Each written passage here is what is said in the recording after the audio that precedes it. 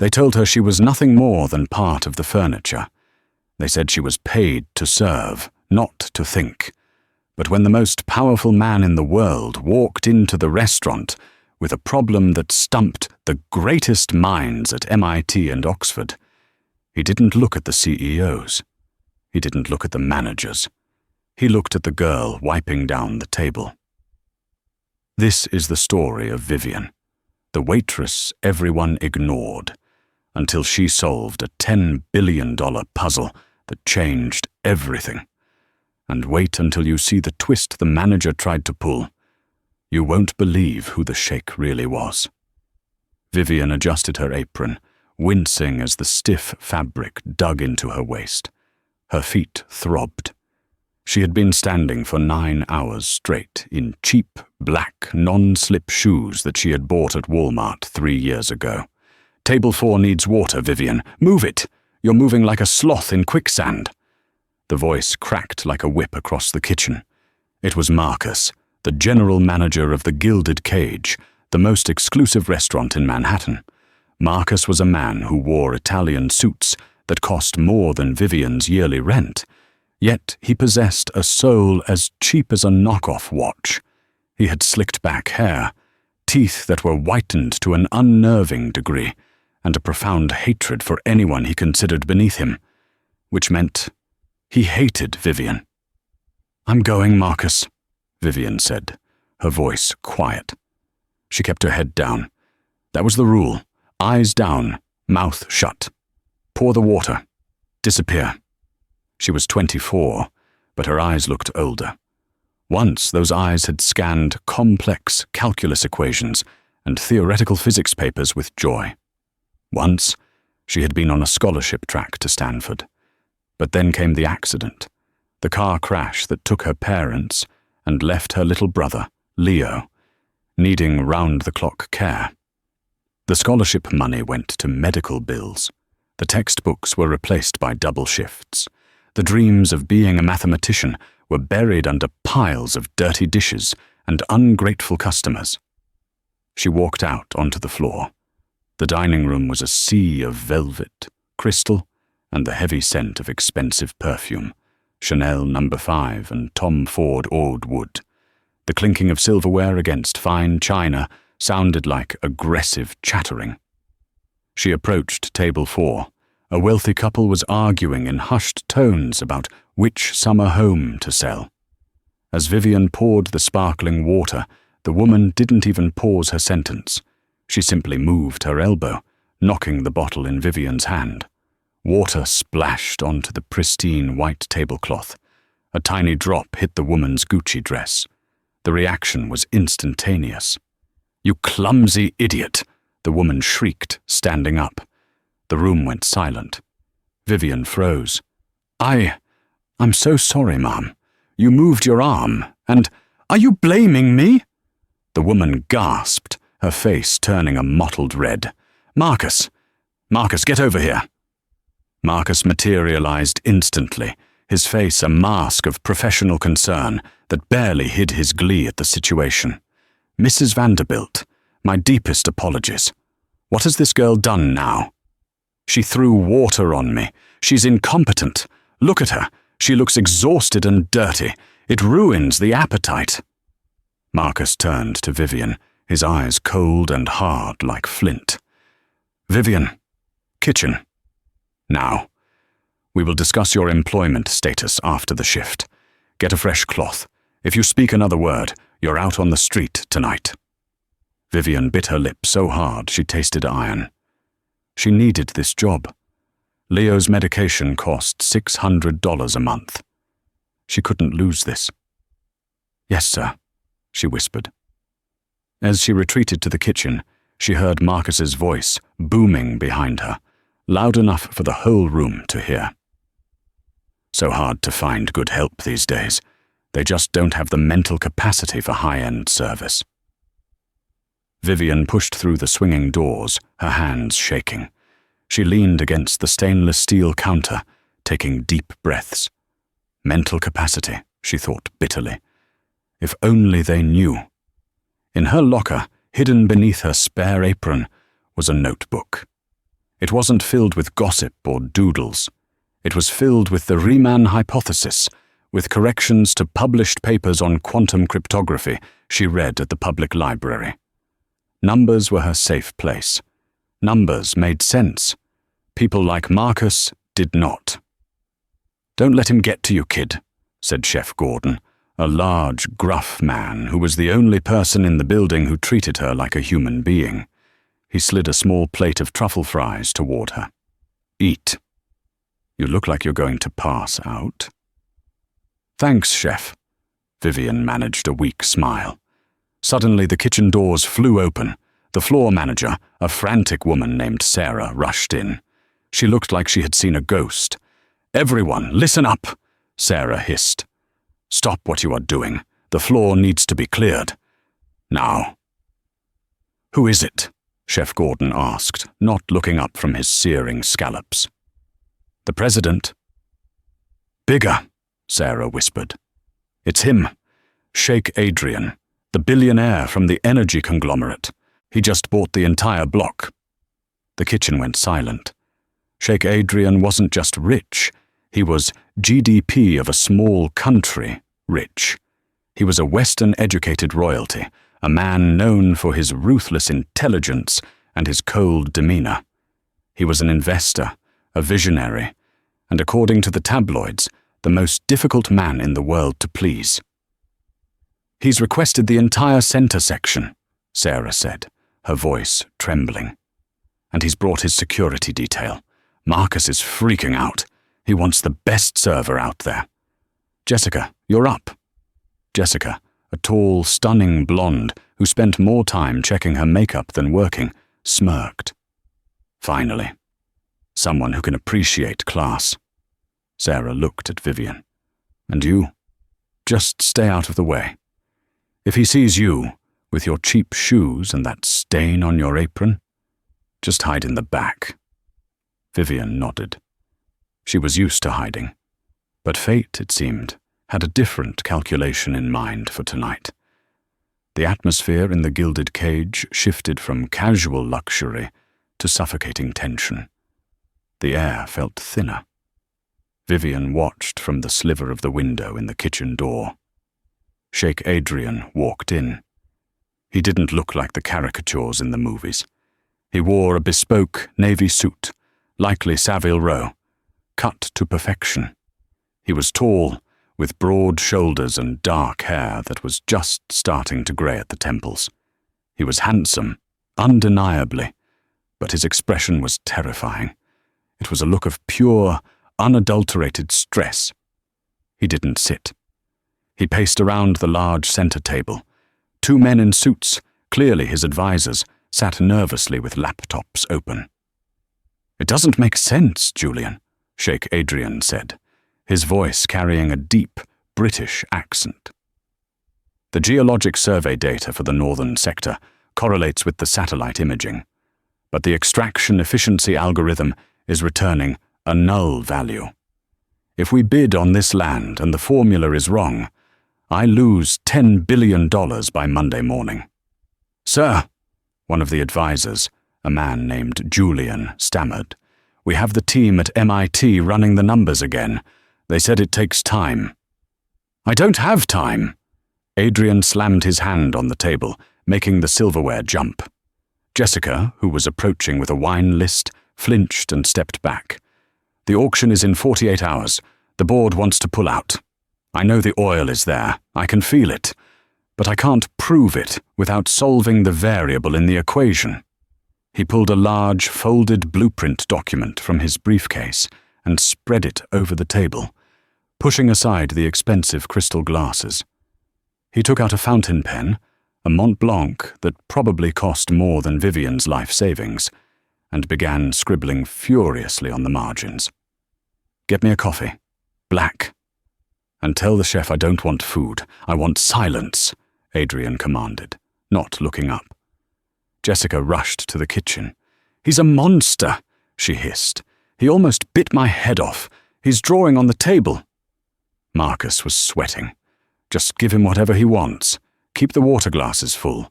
Don't make eye contact." Vivian watched the scene. She felt a strange pull. It wasn't the money or the power.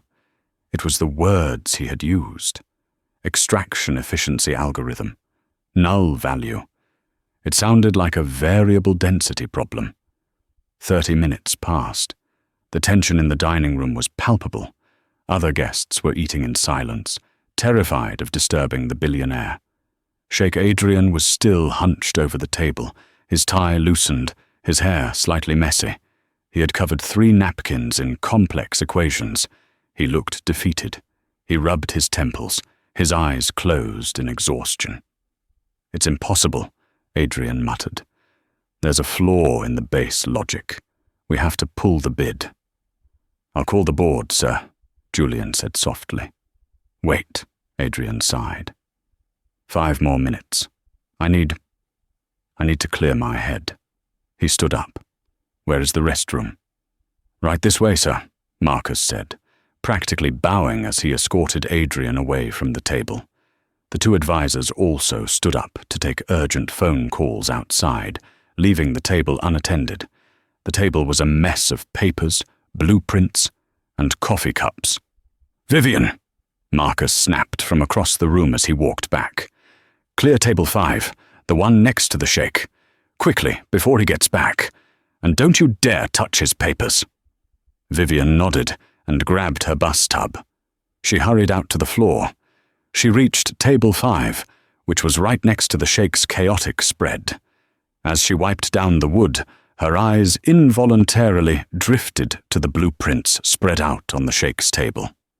She tried to look away. She knew she should look away. But the numbers, they were screaming at her. It was a fluid dynamics equation, modified for geological density. She saw the variable he was struggling with. He was using a linear progression for the pressure variance. "He's wrong," she thought. "It's not linear. It's logarithmic." She looked around. The dining room was busy. Marcus was at the host stand, arguing with a vendor on the phone. The advisors were outside. The Sheikh was in the restroom. The equation was right there, staring at her. It was beautiful, but it was broken. It was like seeing a piano with a missing key.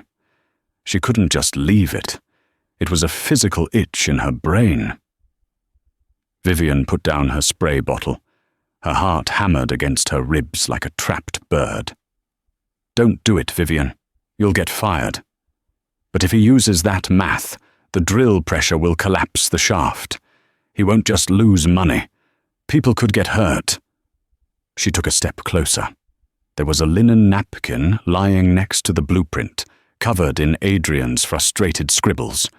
She reached into her apron pocket and pulled out her cheap plastic Bic pen. With a shaking hand, she leaned over the billionaire's table. She didn't touch his documents. Instead, she pulled the napkin closer. She circled the part of the equation where he had calculated the pressure variance, P show GH tors. Beside it, she quickly wrote, "Variance implies non-static density. Use integration for depth limits. Sint P ahes DH husto." The variable isn't missing, it's exponential. She quickly scribbled the corrected solution, the numbers flowing out of her brain faster than her hand could write. It took her less than 20 seconds. She put the pen down. She felt a rush of adrenaline mixed with terror. "What do you think you are doing?" The voice was low, venomous, and right behind her ear. Vivian spun around, dropping her pen. It was Marcus, and he looked like he was about to commit murder. I was just..." Vivian stammered, backing away. Marcus snatched the napkin from the table. He looked at the scribbles, then at Vivian. His face turned purple.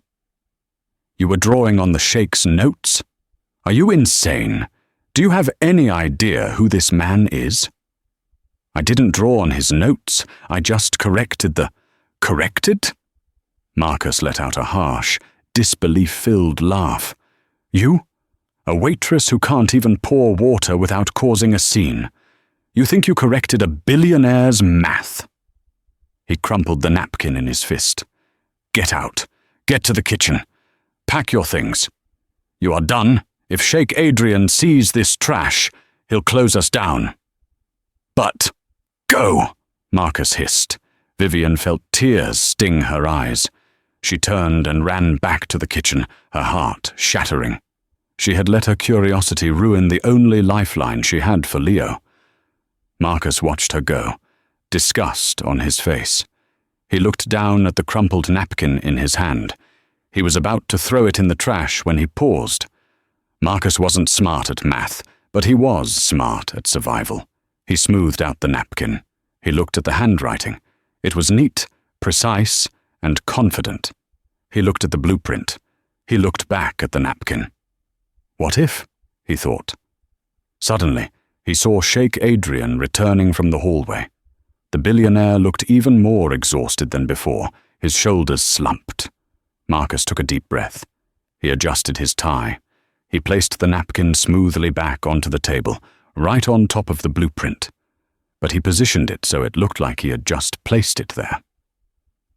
As Adrian approached the table, Marcus stood rigidly, a look of humble contemplation on his face. "Is everything to your satisfaction, sir?" Marcus asked smoothly. Adrian ignored him, sighing as he sat down. "Just clear the table, manager. I'm done.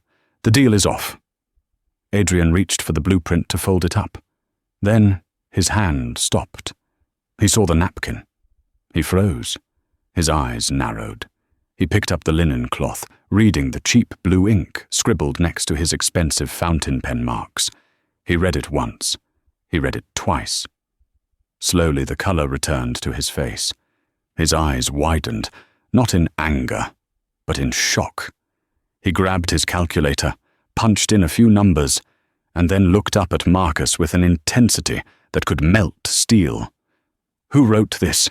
Adrian whispered. Marcus swallowed. His heart raced. He saw the look of wonder in the billionaire's eyes. This was it, the moment that could get him out of the restaurant business and into the high life. Marcus smiled, a shark-like grin. "I did, sir," Marcus lied. "I happen to dabble in applied mathematics in my spare time. I couldn't help but notice the variable error." Adrian stood up slowly. He looked at Marcus with a mixture of suspicion and awe. "You?" Adrian asked.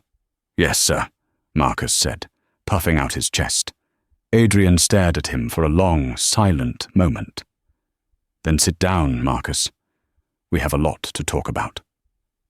In the kitchen, Vivian was shoving her spare apron into her bag, wiping tears from her cheeks, unaware that her genius had just been stolen, and that the real test was just beginning. Marcus sat in the velvet chair opposite Sheikh Adrian. It was a chair usually reserved for heads of state or A-list celebrities. He tried to cross his legs casually, but his knee was bouncing with a nervous tic he couldn't control. "So," Adrian said, leaning back and steeping his fingers. His eyes were like lasers, scanning Marcus's face for any micro-expression of deceit. "You dabble in applied mathematics? That is quite a hobby for a general manager of a restaurant." Marcus swallowed hard. "Well, you know, sir, the restaurant business is all about numbers, margins, inventory, seating algorithms. It keeps the mind sharp." "Inventory is arithmetic," Adrian said dryly. "What you wrote on that napkin is advanced calculus involving non-linear partial differential equations. Specifically, it looks like a modification of the Navier-Stokes existence and smoothness problem." Marcus blinked. He had no idea what those words meant.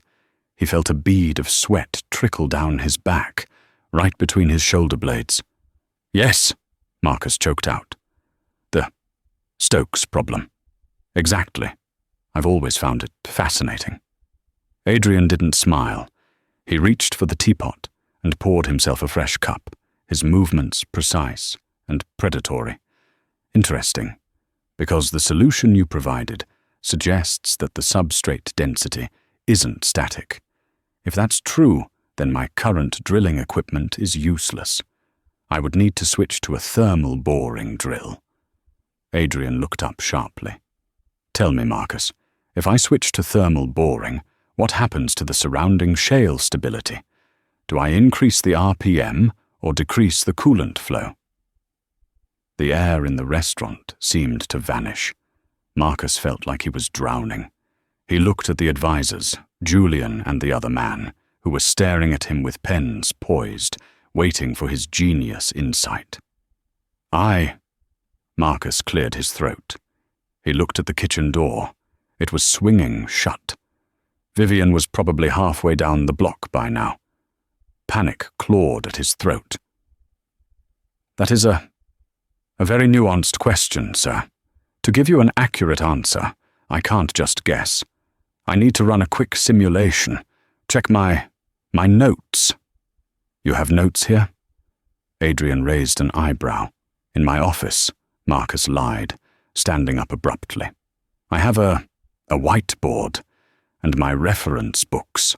I don't want to give a man of your stature the wrong advice based on mental math alone. Give me 5 minutes. Adrian stared at him for a long, agonizing second.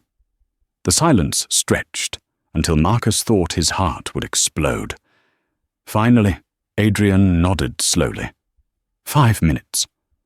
But Marcus, if you're wrong, and I change my bid based on your advice, I lose billions. And if I lose billions, I will make sure you never work in a town with electricity again.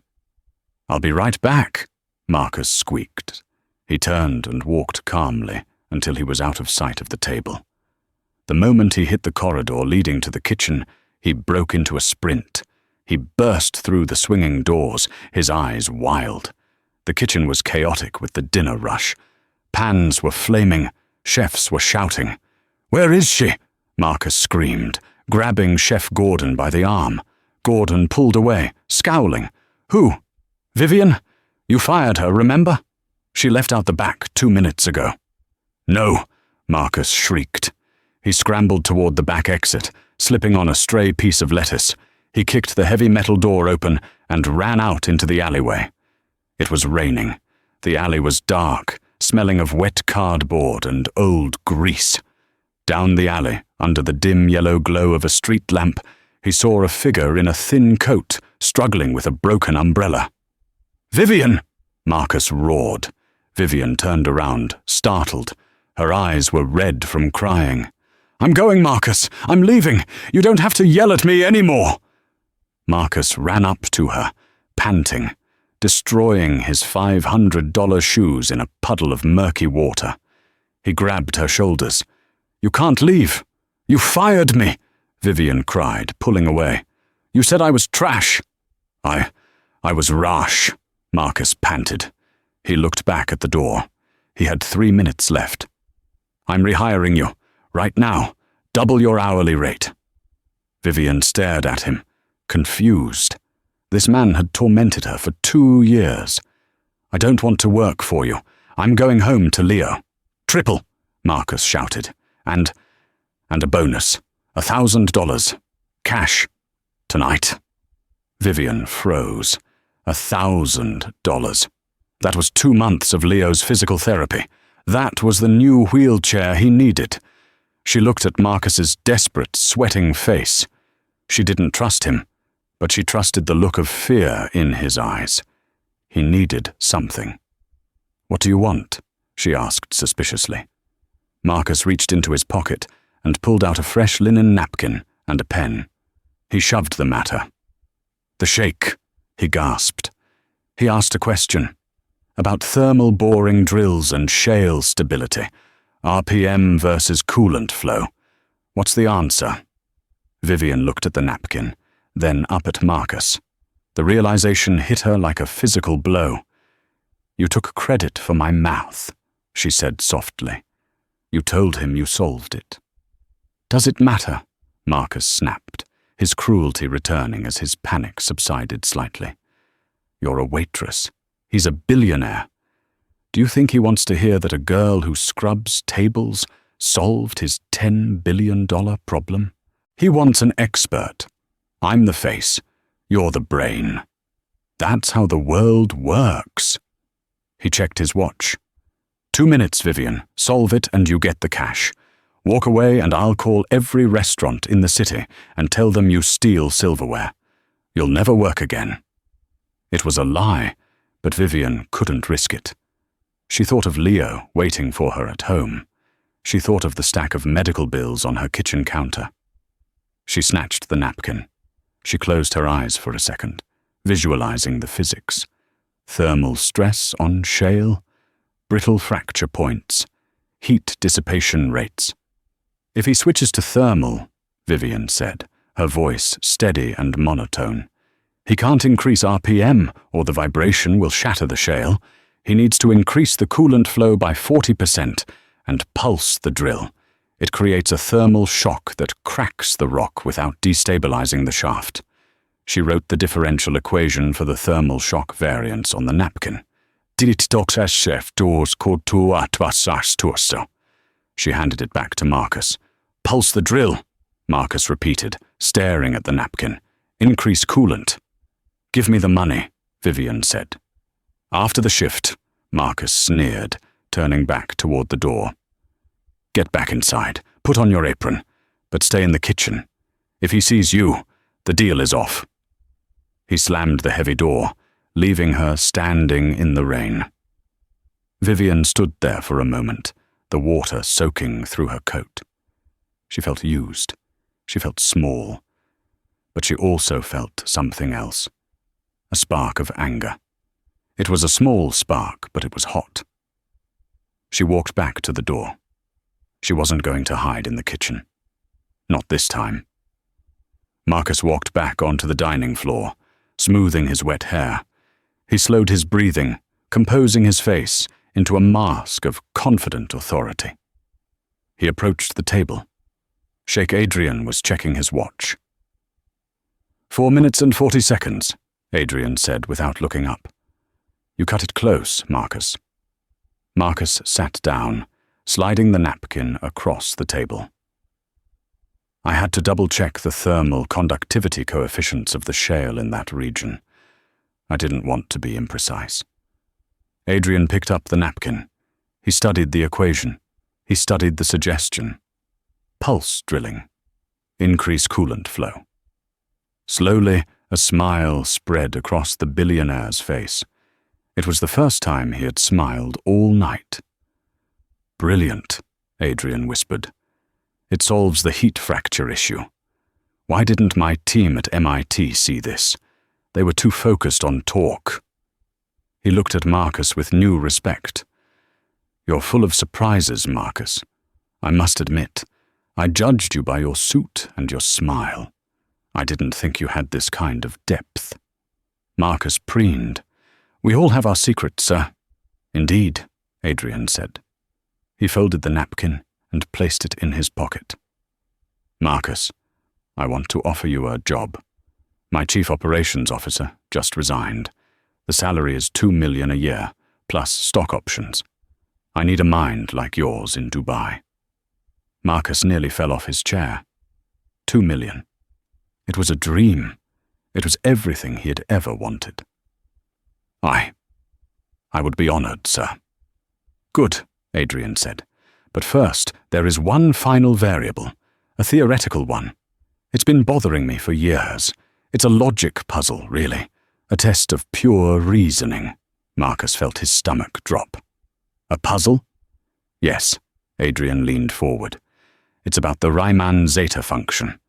If the non-trivial zeros lie on the critical line, what does that imply about the distribution of prime numbers in a chaotic system? Marcus stared at him. He heard a buzzing sound in his ears. Riemann. Zeta. Critical line. He might as well have been speaking Martian. Marcus laughed nervously. Sir, surely we can discuss theory later?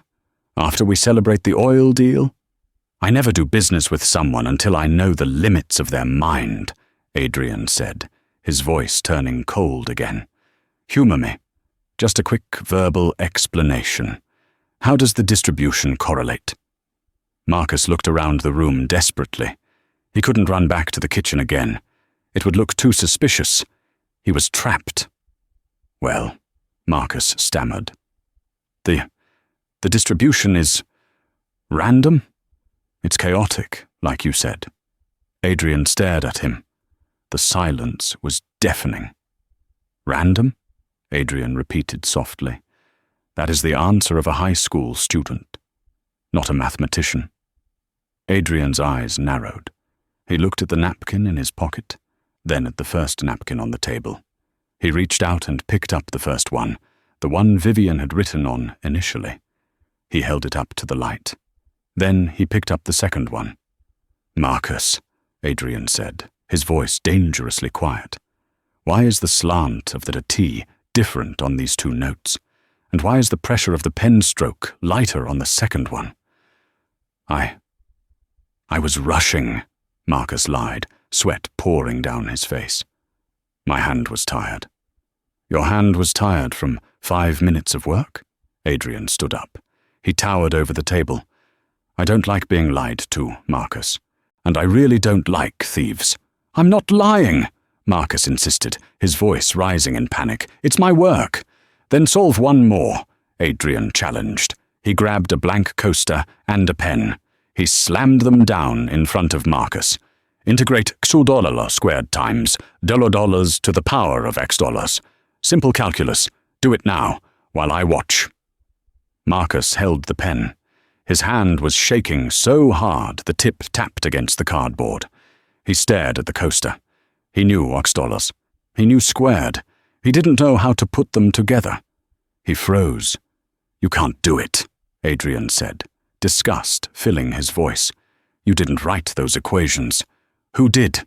It was me, Marcus screamed, snapping. I have performance anxiety. You're pressuring me. Liar, Adrian spat. He turned to his head of security. Don't let him leave. Adrian turned to the dining room. He scanned the faces of the staff. He looked at the terrified waiters, the bartenders, the bus boys. Who is the mathematician? Adrian called out, his voice booming through the restaurant. I know you are here. I know you are listening. Come forward. Silence. No one moved. Marcus smirked nervously. There's no one, sir. Just me. Maybe I made a mistake on the integration, but the oil math is mine. Adrian ignored him. He closed his eyes, thinking. He remembered the first incident. The water spill. The waitress. The girl with the sad eyes and the cheap shoes. The girl Marcus had sent to the kitchen. Adrian's eyes snapped open. He walked past Marcus, ignoring the manager's protests. He marched straight toward the kitchen doors. Sir, you can't go in there. It's a health code violation, Marcus yelled, chasing after him. Adrian kicked the doors open. The kitchen froze. 40 staff members stopped moving. Steam hissed from pots. Adrian scanned the room. He saw chefs, dishwashers, prep cooks. And then he saw her. She was in the corner, near the dish pit. She was soaked from the rain. She was furiously scrubbing a burnt pot, her head down, trying to be invisible. But next to her, on the stainless steel counter, was a small, battered notebook that was open. Adrian walked over to her. The sound of his expensive shoes on the tile floor was the only noise in the room. He stopped beside her. Vivian didn't look up. She scrubbed harder. Excuse me, Adrian said gently. Vivian stopped scrubbing. She slowly raised her head. She looked terrified. I'm sorry, sir, she whispered. I'm working. I won't disturb you. Adrian looked down at the notebook on the counter. It wasn't a recipe book. It was open to a page covered in dense, beautiful scribbles. Riemann hypothesis, quantum mechanics, string theory. And in the margin of the page, drawn in blue ink, was a small doodle of a thermal boring drill. Adrian picked up the notebook. His hands, which shook billion-dollar deals, were trembling slightly. You, Adrian whispered, looking at Vivian. It was you. Marcus burst into the kitchen, flanked by security. Sir, she's just the dishwasher. She's mentally unstable. I was just about to call the police to have her removed." Adrian slowly turned to face Marcus. The look on the Sheikh's face was terrifying. It was the look of a king who had just found a traitor in his court. "Marcus," Adrian said, his voice low and deadly, "be quiet, or I will buy this building right now just to have the pleasure of firing you myself." He turned back to Vivian. He held up the napkin Marcus had given him earlier. "Did you solve this?" Adrian asked. Vivian looked at Marcus. Marcus made a slashing motion across his throat, his eyes bulging with a threat. "Deny it." Vivian looked at Adrian. She saw kindness in his eyes.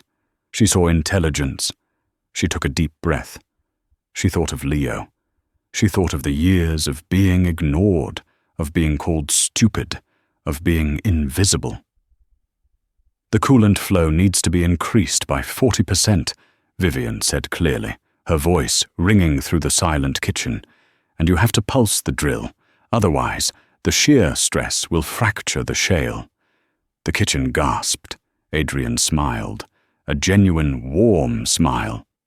"And the Riemann zeta function?" he asked. "What about the critical line?" "It implies the prime numbers follow a pattern similar to the energy levels of heavy atomic nuclei," Vivian answered without hesitation. "It's chaos, but it's ordered chaos. It's music." Adrian laughed. It was a loud, joyous sound. "Music," he repeated. "Yes, exactly." He extended his hand to the waitress with the dirty apron and the wet hair. "My name is Adrian," he said, "and I think you are the smartest person in this room. Would you please join me for dinner? We have a lot to discuss." Vivian looked at his hand. Then she looked at her own, covered in soap suds. She wiped her hand on her apron and reached out. "I'm Vivian," she said. As she shook his hand, the flash of a camera went off. A diner had snuck into the kitchen and taken a picture. The story was out. The waitress and the billionaire. But the drama wasn't over. As Adrian led Vivian out of the kitchen, leaving a stunned and pale Marcus behind, Julian, the advisor, stepped forward, looking at his phone. "Sir," Julian said urgency, "we have a problem, a big one. The bid for the land. Someone else just outbid us. They used your new math." Adrian froze. He turned to Vivian. "Did you tell anyone else the solution?" "No," Vivian said. Adrian turned to Marcus. Marcus was smiling now, a cruel, desperate smile. He held up his phone. "I didn't just get the answer from her," Marcus sneered. "I texted it to your rival, Sheikh Khalid. He offered me $5 million, cash. So go ahead, fire me. I'm already rich." The room erupted in chaos. The kitchen of the Gilded Cage was silent as a tomb. The chefs, usually loud and brash, stood with their mouths open. Marcus stood by the exit, holding his phone like a weapon. He was beaming with the arrogance of a man who thought he had just checkmated a king. "Security!" Adrian barked, his voice shaking the stainless steel racks. Two massive bodyguards stepped forward, but Marcus held up a hand. "Touch me, and the live stream goes out to the press. Billionaire Sheikh assaults local hero manager." "Not a good look for your stock price, Adrian." Marcus turned to Vivian, his eyes full of venom. "And you, enjoy your minimum wage. I'm off to the Caribbean. Sheikh Khalid wired the deposit. I'm a wealthy man." With a final, mocking salute, Marcus backed out of the kitchen and disappeared into the rainy night. Adrian slammed his fist onto the prep table, denting the metal. "It's over.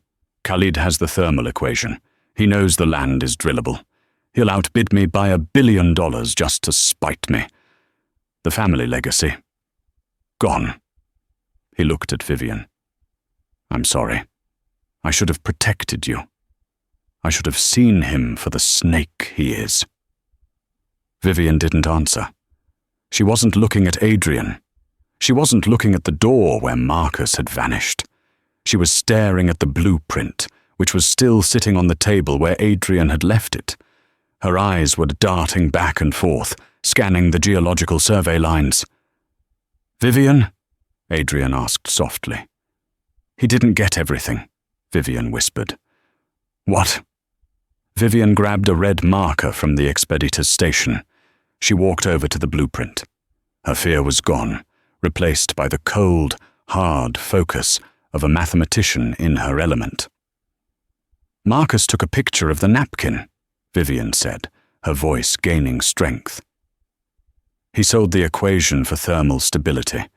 He told Khalid how to drill without cracking the rock." "Exactly," Adrian sighed. "Which means the land is valuable. Khalid wins." "No," Vivian said, circling a jagged line on the map. "The equation proves you can drill, but it doesn't tell you what you are drilling into." Adrian frowned, stepping closer. The smell of burnt sauce and rain mixed in the air, but all he could see was the intensity in Vivian's blue eyes. "It's oil. The geological density is 0.85 grams per cubic centimeter. That's crude oil." "Is it?" Vivian asked. She quickly scribbled a new formula on the back of a menu. "Look at the thermal variance again. The numbers I gave Marcus, the ones that solve the heat fracture, they rely on a specific absorption rate. If that rock was shielding oil, the absorption would be linear." She pointed to the result of her new calculation. "But look here. The absorption is hyperbolic." Adrian stared at the math. He pulled out his phone calculator, his fingers flying. He stopped. He paled. "Hyperbolic," Adrian breathed. "That means the substance isn't liquid. It's semi-solid and highly pressurized." "It's not oil," Vivian said firmly. "It's methane hydrate, unstable, pressurized gas trapped in ice crystals." The kitchen went dead silent again. "If Khalid uses the thermal drill on methane hydrate," Adrian started. "The heat will subliminate the ice instantly," Vivian finished. "The gas will expand 160 times its volume in a fraction of a second." "It's a bomb," Adrian whispered. "A $10 billion bomb. If he drills into that sector, he won't just lose money. He'll blow up the entire platform." Vivian nodded. "Marcus stole the math that proves the density matches oil, but he didn't have the context to know it was a false positive. He sold them a trap." Adrian looked at Vivian with pure awe. For a moment, the billionaire and the waitress were just two intellects syncing perfectly. "We have to warn him," Vivian said. "We can't let people get hurt." Adrian's face hardened. A glint of steel appeared in his eyes, the look of a man who played 4D chess while others played checkers. "Warn him?" Adrian corrected. "No, we are going to save him. But first, we are going to teach Marcus a lesson about variables." Adrian turned to Julian. "When is the final bid submission?" "1 hour, sir. Online. Sealed bids." "Good," Adrian said. He turned to Vivian. "Go get changed." Vivian looked down at her uniform. "Changed? Into what?" "I don't have anything." Adrian pulled out his black card and handed it to Julian. "Go to the boutique next door. Wake up the owner. Buy her everything. Dress, shoes, jewelry. Tonight, Vivian isn't a waitress. She is my chief scientific advisor." He looked at Vivian. "We are going to the auction house, and we are going to let Khalid buy the northern sector." "But what about the oil?" Vivian asked. "If the north is gas, where is the oil?" Adrian pointed to the trash land on the map, the southern sector that no one wanted. "The seismic waves bounced off the gas in the north," Adrian realized, tracing the line, which created a shadow. "The oil isn't in the north. It's been pushed into the southern basin by the pressure of the gas." Vivian smiled. "The southern sector, the one listed for pennies on the dollar, because everyone thinks it's empty." "Exactly," Adrian grinned. "Marcus thinks he stole the kingdom. He actually stole the landmine. The auction was held in the penthouse of the Empire Tower. It was a room of glass and steel, overlooking the glittering skyline of Manhattan. The room was filled with the world's elite, oil tycoons from Texas, oligarchs from Russia, and tech billionaires from Silicon Valley. Waiters moved silently with trays of champagne, waiters who looked just as tired as Vivian usually did. But tonight, Vivian wasn't holding a tray. She walked in on Adrian's arm. She wore a midnight blue silk gown that shimmered like oil on water. Her hair was pulled back in a sleek bun, revealing diamond earrings that caught the light. She looked regal. She looked intelligent. She looked dangerous. Across the room, Sheikh Khalid stood with a glass of scotch. He was a large man with a boisterous laugh. Standing next to him, looking like the cat who ate the canary, was Marcus. Marcus was wearing a new tuxedo, clearly bought an hour ago. He was laughing at something Khalid said. When Marcus saw Vivian and Adrian enter, his laughter died. He nudged Khalid. The rival sheikh walked over, Marcus trailing behind like a lapdog. "Adrian!" Khalid boomed. "I'm surprised you showed up. I heard your team was struggling with the math." He glanced at Vivian, his eyes raking over her dress. "And who is this? A model? You always did have an eye for decoration, Adrian." "This is Vivian," Adrian said coldly. "My partner." Marcus snorted. "She's a waitress, Khalid. She washes dishes. Don't let the dress fool you. I fired her 3 hours ago for incompetence." Vivian looked at Marcus. She didn't flinch. She didn't look down. "Hello, Marcus," she said coolly. "I see you spent your bonus already. I hope you saved some for a lawyer." Marcus laughed. "A lawyer? For what? Being smarter than you? Khalid has the equation, Vivian. We ran the simulation. It works. We're going to drill the North, and we're going to be the richest men in history. And you? You'll be back scrubbing toilets by tomorrow." "Gentlemen, take your seats," the auctioneer announced. "Bidding for the Northern Geological Sector is now open." The room went quiet. "1 billion, a Texan shouted. 2 billion, a Russian countered. 5 billion, Khalid shouted, grinning at Adrian. Adrian sat calmly. He didn't move. "Sir," Julian whispered nervously. "Should we bid?" "Wait," Adrian murmured. 6 billion, the Russian said. 10 billion, Khalid roared. The room gasped. 10 billion was an astronomical sum. It was an all-in bet. 10 billion going once, the auctioneer said. Going twice.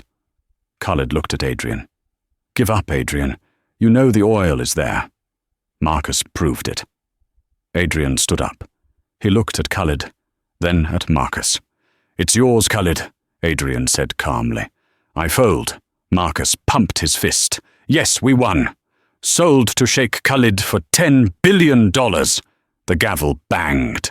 Khalid clapped Marcus on the back. You did it, you genius! You made me a fortune! Now, the auctioneer continued, we have the secondary lot, the southern basin. Surveys indicate low mineral density.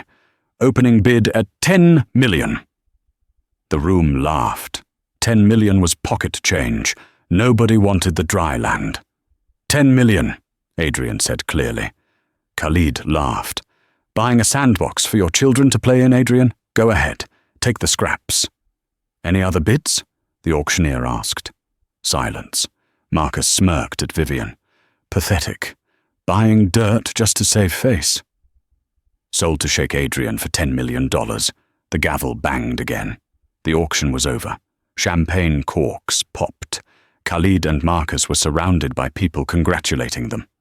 Adrian walked over to the main screen where the geological survey was displayed. He took a microphone from the podium. Excuse me, Adrian said. His voice wasn't loud, but it commanded instant silence. Before we celebrate, I believe my partner, Vivian, has a small presentation regarding the safety protocols for the northern sector. Khalid frowned. Safety? We have the thermal drill codes. Vivian stepped up to the microphone. She looked at the sea of faces. She looked at Marcus, who was sneering. The thermal codes are correct, Vivian said into the mic. They successfully predict how to drill through rock with a density of 0.85. See? Marcus yelled. She admits it. However, Vivian continued, her voice sharpening, the equation assumes the density comes from liquid crude. But if you integrate the thermal variance over a hyperbolic curve, which you would have seen if you hadn't stolen only the first half of my notes, you would realize that 85 is also the specific density of methane hydrate. She pressed a button on the remote. The screen behind her changed. It showed a simulation. A drill hit the red zone in the north. The heat spiked. The gas expanded. Boom! On the screen, the oil rig disintegrated in a massive fireball. The room went dead silent. Khalid dropped his glass. It shattered on the floor. Methane hydrate? Khalid whispered. But the survey. The gas created a ghost echo, Vivian explained. It hid the real oil. She pressed the button again. The simulation moved to the south, the land Adrian had just bought for pennies. The drill went into the south. It hit a pocket. Green gold gushed out. The pressure from the gas pushed the entire oil reserve into the southern basin, Vivian said. There are approximately 50 billion barrels of oil in the land Adrian just bought. And the northern sector? It's a bomb waiting to go off. Khalid turned slowly to Marcus. His face was purple. You sold me a bomb? Khalid hissed. Marcus was trembling. I didn't know. I just took the paper. She wrote it. I wrote the math, Vivian said, stepping off the podium and walking toward Marcus. I was solving the density problem to prove it was dangerous. You stole the solution without understanding the problem. You just cost me $10 billion, Khalid said, his voice shaking with rage. He grabbed Marcus by the lapels of his new tuxedo. You told me you were an expert. You told me you verified it. Marcus stammered. He looked at Adrian. Sir, help me. I was working for you. It was a sting operation, right? Tell him. Adrian took a sip of champagne. He looked at Marcus with absolute indifference. I don't know you, Adrian said coolly. I believe you are the former manager of a restaurant I used to frequent. I heard you were fired for incompetence. Khalid signaled to his security team. Get this man out of my sight and call my lawyers. I want every penny he has. I want him sued for fraud, corporate espionage, and gross negligence. No, wait! Vivian! Marcus screamed as the security guards dragged him away, his heels leaving scuff marks on the expensive floor. I got you that job. I made you. Vivian! The doors slammed shut. Marcus was gone. Vivian stood in the center of the room. She felt a hand on her shoulder. It was Adrian. How does it feel? Adrian asked softly. Vivian looked at the screen, showing the massive oil reserve they had just secured. Then she looked at the door where her tormentor had been dragged out. It feels, Vivian said, a small smile playing on her lips, like the equation is finally balanced. But just as the moment settled, a man in a dark suit approached Adrian. He wasn't smiling. He held a phone out. Sir, the man said, it's your father, from the headquarters in Dubai. He saw the auction. Adrian's face fell. He took the phone. Father. Vivian watched as Adrian's face went pale. He listened for a moment, then lowered the phone slowly. He looked at Vivian, and for the first time since the bid, he looked scared. What is it?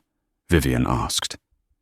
My father isn't happy about the partnership, Adrian whispered. He says a waitress cannot be the face of the company.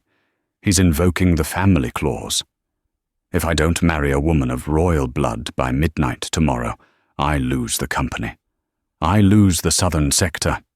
I lose everything. Vivian froze. The victory was short-lived. They had won the battle of wits, but now they were facing a war of tradition, and midnight was only 24 hours away.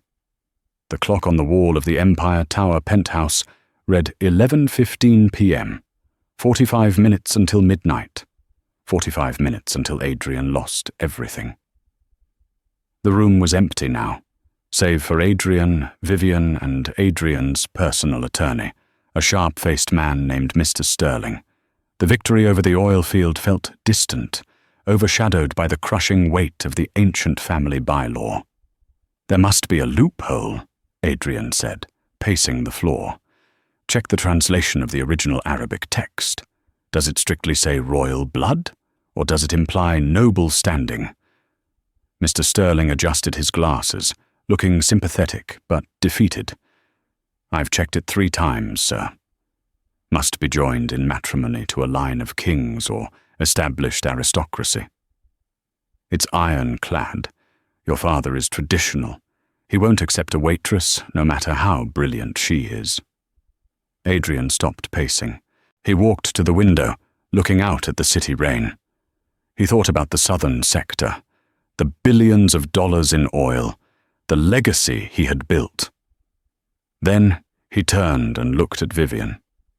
She was sitting at the table, still wearing the midnight blue gown, quietly checking the stock markets on her phone. She looked tired, but she didn't look defeated. She looked like she was solving a puzzle. "I won't do it," Adrian said softly. Mr. Sterling blinked. "Sir? If you don't marry a qualifying candidate by midnight, the board dissolves your ownership. You'll walk away with nothing." "Then I walk away with nothing," Adrian said, his voice firming up. He walked over to Vivian and took her hand. She looked up, startled. "Adrian? I spent my whole life looking for the variable that solves the equation," Adrian said, his eyes intense. "Tonight you solved the oil crisis. You saved my reputation. You understood the music in the math when no one else could.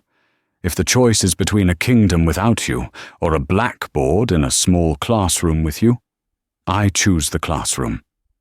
Vivian's breath hitched. "You're giving up $50 billion? "I'm trading a finite resource for an infinite one," Adrian smiled. He turned to the lawyer. "Draft the resignation papers, Sterling. I'm abdicating my position. And then draft a marriage license. I'm marrying Vivian." Sterling sighed, pulling a document from his briefcase. "It's professional suicide, sir. But I need Vivian's full identification for the license." Vivian reached into her small clutch bag. She pulled out her battered, worn-out driver's license. She handed it to Sterling. "Vivian Rose," she said softly. Just Vivian Rose. Sterling took the card. He typed the name into the International Registry database to clear the license. He hit enter. Suddenly, the lawyer's laptop let out a loud ping. Then another. Then a cascade of notifications. Sterling frowned. He adjusted his glasses. He leaned closer to the screen. His eyes went wide. "Ms. Rose," Sterling stammered. "Your mother's maiden name. Was it Montclair?" Vivian nodded slowly. "Yes. She died when I was young. She told me she ran away from her family in Europe because they didn't approve of my father. He was a mechanic." Sterling stood up. His hands were shaking. He turned the laptop screen around so Adrian and Vivian could see it. A family tree was displayed on the screen. At the top was the crest of the House of Montclair, one of the oldest, most reclusive royal lines in Western Europe, a line that was thought to have ended 20 years ago when the rebellious Princess Isabella disappeared. "Your mother was Princess Isabella of Montclair," Sterling whispered. "She abdicated her title, but she never renounced her bloodline. And since she had no other heirs..." Sterling looked at Vivian with reverence. "Vivian, you aren't just a waitress. You are the Duchess of Montclair. You are a direct descendant of Queen Victoria." The room fell silent. Adrian stared at Vivian. "Your royalty?" Adrian asked. Vivian looked at the screen, memories of her mother's refined manners, the old books she used to read, the insistence on education. It all clicked into place. "I guess," Vivian whispered, a smile tugging at her lips. "That balances the equation." Mr. Sterling checked his watch. 11:58 p.m. "Quickly!" Sterling shouted. "Sign the license. If she is a duchess, the clause is satisfied. You keep the company, you keep the oil, and you get the girl." Adrian grabbed the pen. He signed his name. He handed the pen to Vivian. With 1 minute to spare, the waitress who had been ignored by everyone, the girl who scrubbed tables and was called stupid by Marcus, signed her name. Vivian Rose Montclair. As the clock struck midnight, the phone rang. It was Adrian's father. Adrian put it on speaker. "Well?" His father's stern voice crackled. "It is midnight. Have you secured a royal alliance, or are you finished?" Adrian looked at Vivian. She was beaming. "Actually, father," Adrian said, squeezing Vivian's hand, "I didn't just secure an alliance. I found the missing variable, and she's worth more than the entire company." 6 months later, the Gilded Cage restaurant had a new owner. Chef Gordon was now the head manager, and in the back of the restaurant, at the very table where a waitress had once been yelled at for spilling water, sat a framed napkin. On it, scribbled in blue ink, was the equation that changed everything. Marcus was never heard from again, burying himself in lawsuits. But Vivian and Adrian, they were busy, not just running an energy empire, but funding the largest mathematics scholarship in the world for underprivileged kids. They proved that while titles and money are nice, the only true power in the world is a mind that refuses to stay silent. From a dirty apron to a royal crown, Vivian proved that your current situation doesn't define your future. Marcus saw a clumsy servant.